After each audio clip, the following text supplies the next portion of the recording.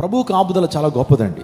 ప్రభు కాపుదల చాలా గొప్పది. ప్రభు మనల్ని ఏ విధంగా కాస్తాడు, ఏ విధంగా తన కాపుదలు ఇస్తాడు, ఏ విధంగా ఆయన దాస్తాడనంటే దేవుని లేఖనం చెప్తుంది, కోడి తన పిల్లలను ఏ విధంగా కాస్తుందో, భద్రపరుస్తుందో, దేవుడు కూడా అట్టి రీతిలో మనల్ని ఏం చేస్తాడు, కాస్తాడని దేవుని లేఖనం సెలవిస్తూ ఉంది.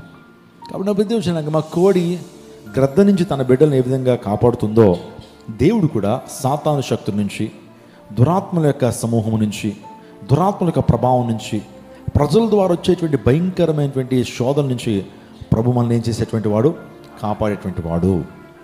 దేవుని కాపుదల చాలా గొప్పది. నిజంగా మన ప్రభు ఎంత ప్రేమ కలిగినటువంటి వాడు, కరుణా వాత్సల్యత కలిగినటువంటి వాడు. ఆయన మనుషులను చూసినప్పుడట కాపర్లేని గొర్రెల వలె ఉన్నారట మనుషులు. దారి తెలియక, ఎటు వెళ్ళాలో తెలియక, గమ్యం తెలియక ఉన్నటువంటి అమాయకంగా చూస్తున్నటువంటి ప్రజలను చూసి ప్రభు వారి మీద కనికరపడి వారికి బోధింపసాగెను అని దేవుని లేఖనం సెలవిస్తూ ఉంది.